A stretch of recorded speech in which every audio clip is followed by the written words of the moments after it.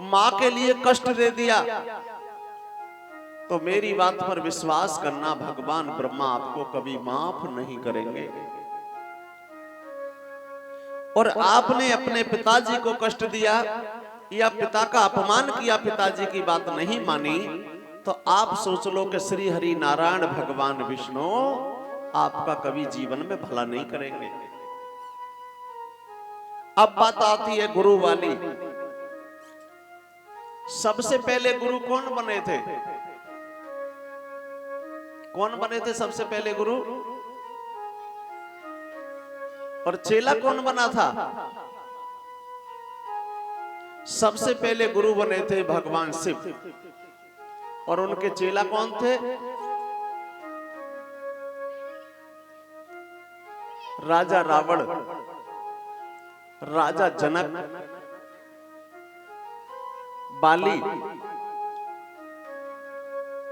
बाणासुर, परशुराम, ये शंकर भगवान के चेला थे, शिष्य थे। इनमें शनिदेव भी थे।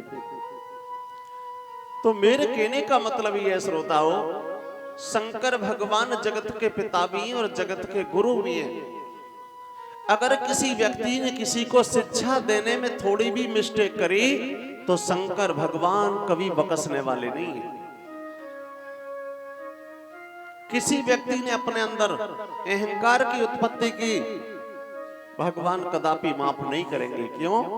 कि वो संहार के भी देवता हैं और जगत के पिता भी और जगत के गुरु भी हैं। उनसे बढ़कर के संसार में कोई रास्ता नहीं है। तो मेरे कहने का मतलब है कि अगर भगवान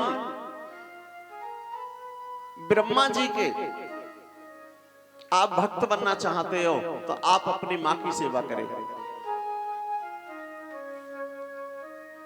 भगवान विष्णु की शरण में जाना चाहते हो, तो आप अपने पिता की सेवा करें।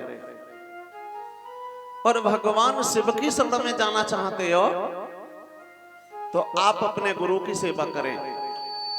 ज्ञान की जो प्राप्ति होगी, धन की जो प्राप्ति होगी, और आपके घर में लक्ष्मी की हमेशा वर्षा होगी, तो समझ लो गुरु और भगवान शिव से संबंध रखो, तब आपका कल्याण होगा। तो कथा कहां चल रही है?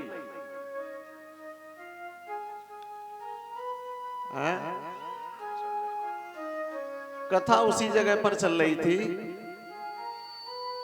कि नारद जी में और कंस राज में बातचीत चल रही थी, और ये कह दिया है कंस राज ने कि उसी नंद के दो बालक हैं, कृष्ण और बलराम। पता नहीं वो कैसे हैं। मैं जिस किसी राक्षस को भेजता हूं, वो लौट करके नहीं आता, उनके द्वारा ही उसका संहार हो जाता है। इतनी बात कहने के बाद में भक्तों, ब्रह्मा पुत्र नारद कहने लगे हैं, कंस तू तो बड़ा भोला है, तू कुछ नहीं जानता। तुम अपने घर पे एक उत्सव रचाओ, और उसमें एक लेटर लिखने के बाद कृष्ण और बलराम दोनों को अपने घर बुलाओ, और जब वो तुम्हारे घर आ जाएं, तो जैसे तुम्हारी राजी हो वैसे मार देना। आज एक लेटर लिखा है, और लेटर लिखने के बाद अक्रूर जी को दिया, और ये कहा, अक्रूर जी इस लेटर को लेकर के आप चले जाओ, और जाकर के ये महाराज नंद को दे देना। उस लेटर को जाने के बाद जैसे ही बाबा नंद को दिया है, उस जगह पर मां यशोदा, बाबा नंद, रोहिणी सभी पछारे खाने लगे और सोचने लगे, अरे अभागे कंस, हम तेरे डर की वजह से अपने पुत्रों को लेकर के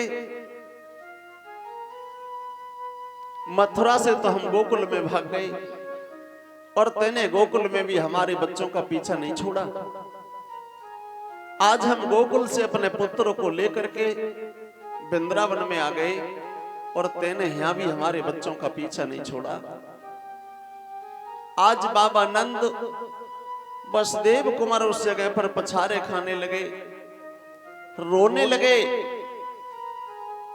तब तक पीछे से कृष्ण भगवान आए और जवाब दिया है, चाचा आज तुम 7 वर्ष के बाद आए हो और क्या कारण है कि मुझे उदास से लग रहे हो?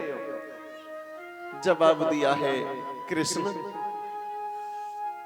तुम्हें नहीं पता, ऐसा है वो अभागा कंस कि आम से बबूर कहलवाता है तो हमें बबूर कहना पड़ता है, और बबूर से जब आम कहलवाता है तो हमें आम कहना पड़ता है। पुत्र क्या करें हम, चल करके उसका वध कर दो। उसी समय कृष्ण भगवान कहने लगे हैं, चाचा तुम्हारी इतनी अच्छी आदत है, इतने अच्छे आपके विचार हैं, मेरी समझ में एक बात नहीं आई, जो मथुरा का राजा है कंस, तुम्हारे और उसके विचार कैसे मिलते हैं? और भगवान कन्हैया बोले, चाचा कि मथुरा का राजा कंस जो है और वो कैसे राज चलाता है।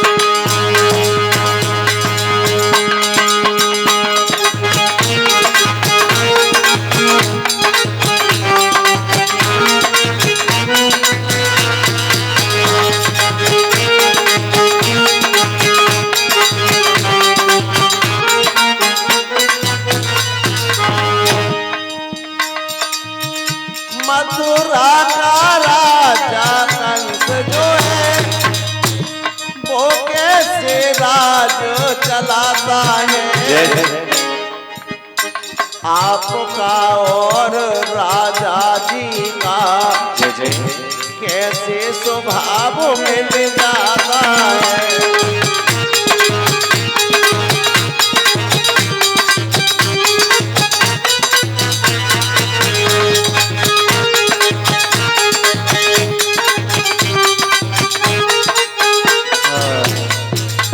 जवाब दिया है कि मेरी एक बात समझ में नहीं आई, तुम्हारा और उनका स्वभाव मिलता कैसे है?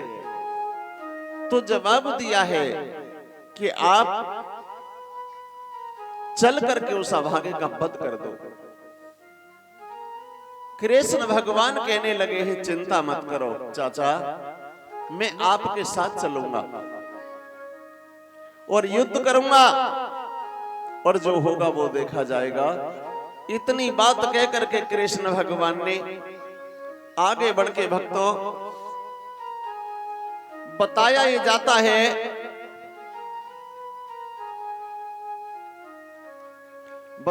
जाता है श्रोताओं कि समझ में बात ये नहीं आई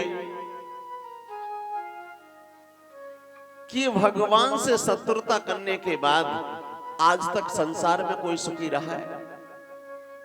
कोई नहीं रहा। इधर तो दुखी है कंसराज, और दुखी होने के बाद भी शत्रुता को कम नहीं कर रहा। और बताया ये जाता है कि कृष्ण भगवान को पहले से ही पता था कि आज मैं इस जगह से जाऊंगा और लौट करके फिर मैं वृंदावन में नहीं आऊंगा। कृष्ण भगवान जाकर के गैयों के खरक में सफेद सी एक चादर ओढ़ करके सो गए। नींद भला उन्हें कहां आती थी? चादर ओढ़ने के बाद भगवान कन्हैया रो रहे थे, और जब रो रहे थे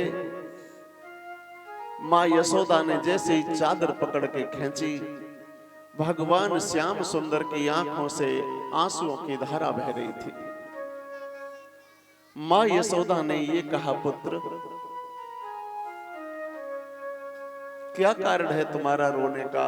जवाब दिया, मां ऐसी कोई बात नहीं है, मैं मामा के यहां जाऊंगा, आज जाऊंगा और कल के दिन तो मैं वहीं रुकूंगा, परसों लौट करके आ जाऊंगा। मां यशोदा कहने लगी, हे पुत्र मैंने तुम्हें बुढ़ापे में पाला है, मैं तुमसे कितना प्रेम करती हूं ये तुम अच्छी तरीका से जानते हो। भगवान कन्हैया बेबस हो गए और सोचने लगे कि मैं अपनी मां को ये बता दूं कि मैं लौट करके नहीं आऊंगा, मेरी मां का कलेजा हिल जाएगा। भगवान श्याम सुंदर अपनी मां की याद करके घंटों रोए, सोचने लगे यहाँ की गोपिका मेरे से कितना प्रेम करती है और मेरा क्या दुर्भाग्य जो मैं उन्हें बता के भी नहीं जा रहा।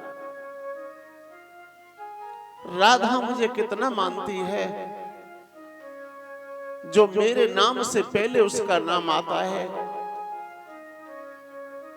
सभी देवी देवता उसके अधीन हैं और मैं उसको भी बता के नहीं जा रहा। ये मेरा कितना बड़ा दुर्भाग्य है। आज भगवान कन्हैया खरक में रोते रहे। मां ने उठा करके पूछा है पुत्र चलो कुछ खा लो।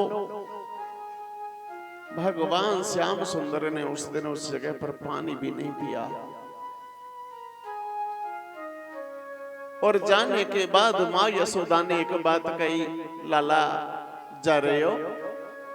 जवाब दिया मां जाना तो पड़ेगा। उसी समय भगवान कन्हैया से माता बोली है, पुत्र के मोए पीठ दिखाए जा रहे हो और मोए आए के मुखड़ा दिखलाने।